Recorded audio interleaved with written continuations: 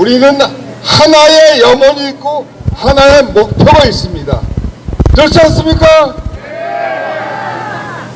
윤석열 대통령을 살리는 길이 대한민국을 살리는 길입니다. 왜냐하면은 저 사람들이 윤석열 대통령을 탄핵한 것은 윤석열을 죽이기 위한 것이 아니라 이 대한민국 체제를 없애려고 하는 것입니다. 그렇지 않습니까? 대한민국 체제를 없애려 하는 그 상대방 주적이 누굽니까? 오전에 우리 이성우 총장이 말씀하셨지만은 바로 이재명, 그리고 이재명을 추종하는 더불어민주당, 이 사람들이 바로 대한민국을 적대시하는 반국가 세력, 이게 아니겠습니까? 그래서 오늘 우리가 이렇게 이 추운 날씨에 이곳에 함께 있는 것은 바로 대한민국 체제, 자유민주주의, 인권, 법치, 이 우리 헌정체제를 지키고 바로 이것을 무너뜨리기 위해서 안가심을 쓰고 있는 더불어민주당, 진보당, 그리고 민노총, 전교조, 또 뭐가 있습니까? 중앙선거위원회, 그리고 한국공산당, 이런 적대 세력들한테 절대로 우리가 나라를 맡길 수 없습니다. 이 하나의 결의로 우리가 이 자리에 모인 거 아니겠습니까? 예. 저는 외교관 생활을 35년 동안 했습니다. 외교관이라는 것은 계급은 군인이 아니지만 우리도 군인과 똑같이 대한민국의 외교와 안보를 지키기 위해서 평생을 일해온 사람입니다. 지난 5년 동안 문재인 정권이 한 일이 무엇입니까? 문재인이 거제도 출신 맞습니까? 아니죠. 그 사람은 저쪽 이북에서 6.25 나기 훨씬 전에 태어나서 자기 아버지 따라서 왔다고 그러고 나중에 나타난 사람이에요. 그 사람을 거제도 사람이라고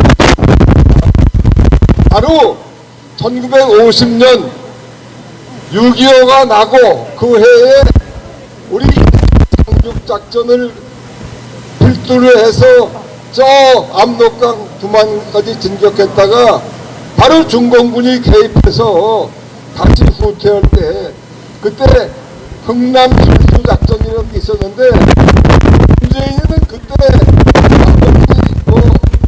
같이 여기 왔다고 그러는데 그거 완전 거짓말입니다. 그때 메르디스 빅토리호를 타고 온 14,000명 그 북한 사람들 중에 그 당시에 배중에서 태어난 사람이 5명 있었는데 어저께인가 그 행사가 여기 있었더라고요.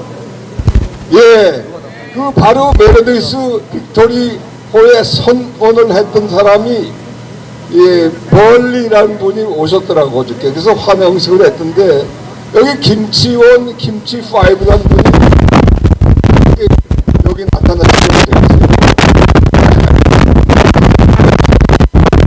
우리가 여기서 오늘 이 모임은 바로 문재인을 위시한 이 더불어민주당 세력이 대한민국을 파괴하기 위해서 안가심을 다 쓰고 있는데 거기 대항해서 대한민국을 지켜야 되겠다. 바로 대한민국의 자유를 지켜야 되겠고 인권을 지켜야 되겠고 법치를 지켜야 되겠다. 이러한 각오로 여러분들 다 오신 줄 믿사오고 저는 열렬히 환영하는 바입니다. 여러분, 헌법재판소가 지금 탄핵 재판을 하고 있지 않습니까? 그것이 이미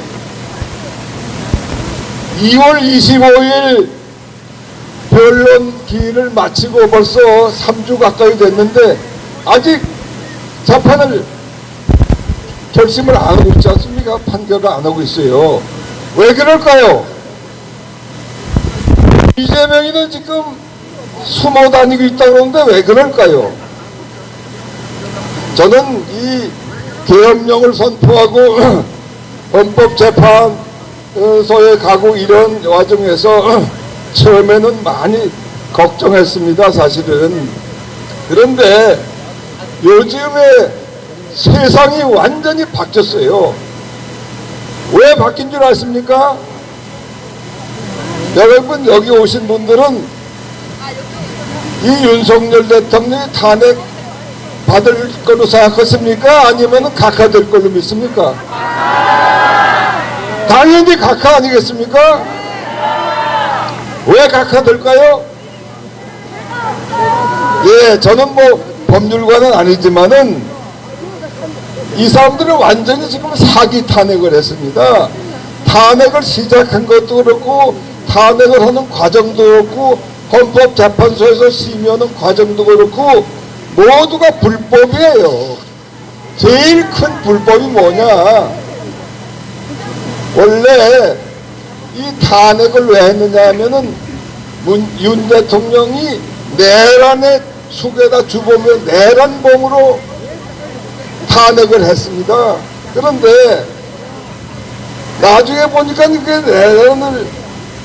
내란이 아니거든요. 그러니까 내란이라는 것이 탄핵 소추하니까 80%가 내란으로 되어 있었는데 그거를 빼버렸습니다. 그러니까 이거는 도대체가 성립할 수 없는 거를 갖다가 고쳐가지고 했으니까 그 자체가 무효입니다. 무효. 안 그렇습니까? 예.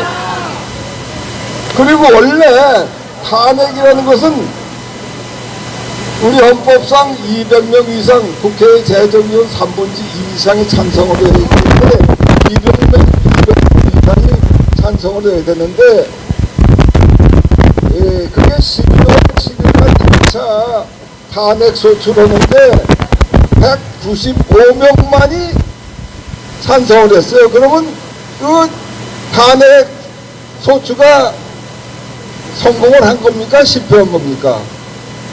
당연히 실패한 거예요. 그런데 이것을 다시 일주일 연기해서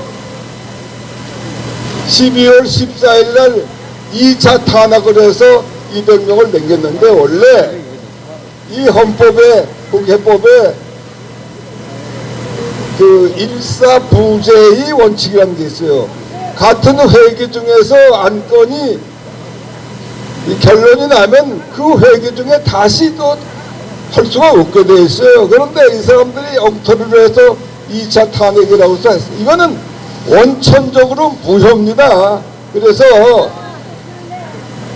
대한민국의 유명한 헌법학자들이 입을 모아서 지금 탄핵 소추 과정도 그렇고 결과도 그렇고 이 모든 과정이 불법이다. 11가지를 내세워서 불법이라고 하고 있어요. 이건 당연히 그렇게 되면 탄핵이 각하돼야 되는 거예요.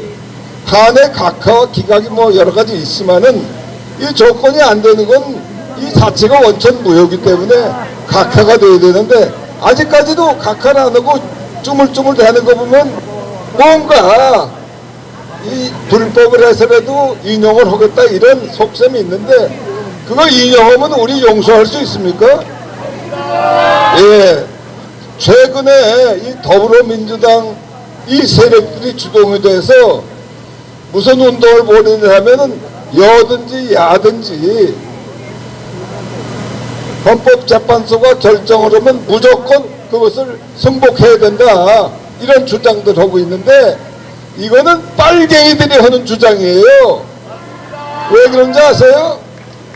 아니 헌법재판소가 공정하게 하면은 당연히 우리가 그 승복을 해야 되는데 지금 그 과정을 가만히 보니까 모든 게 불법이고 모든 게 엉터리인데 그런 재판 결과를 무조건 승복해야 되냐? 이거는 완전히 또 하나의 사기입니다. 그래서 우리는 만일 각하 기각이 안 되면 그건 절대로 승복할 수가 없지요.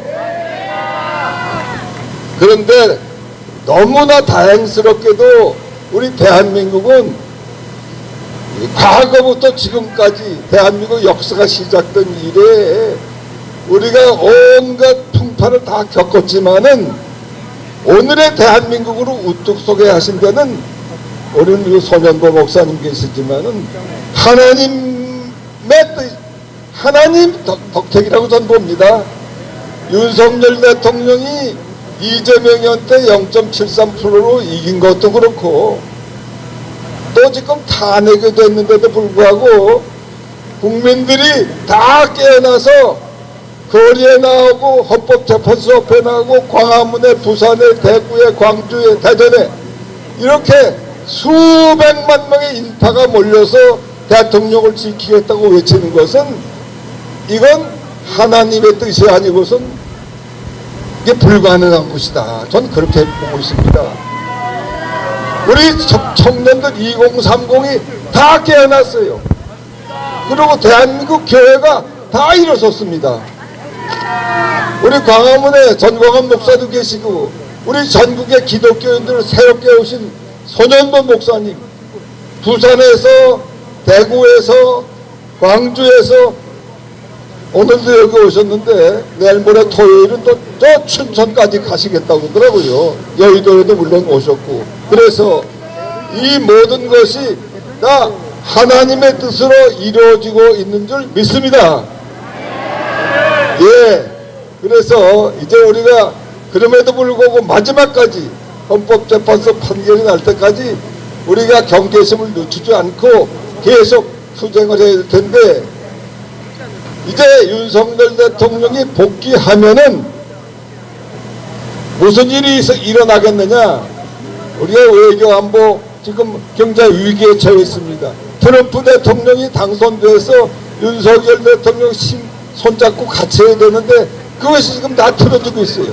그래서 이제 윤석열 대통령이 다시 제자리에 돌아와서 트럼프 대통령하고 손을 잡고 저 중공, 저 독재주의, 공산주의, 전체주의 세력에 맞서서 싸워야 될 텐데 이것이 앞으로 자유 대한민국을 국제적으로 1등국으로 만드는데 크게 기여하고 윤석열 대통령, 우리 이승만, 박정희 대통령 이은 아주 영웅적인 대통령으로 다시 우뚝 서게 될 것입니다.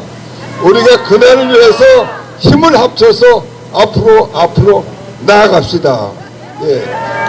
제가 구호 하나 외치고 가겠습니다. 탄핵은 어떻게 된다고요? 각하죠? 제가 탄핵하면 각하 외쳐주십시오. 탄핵! 탄핵! 탄핵! 고맙습니다. 감사합니다.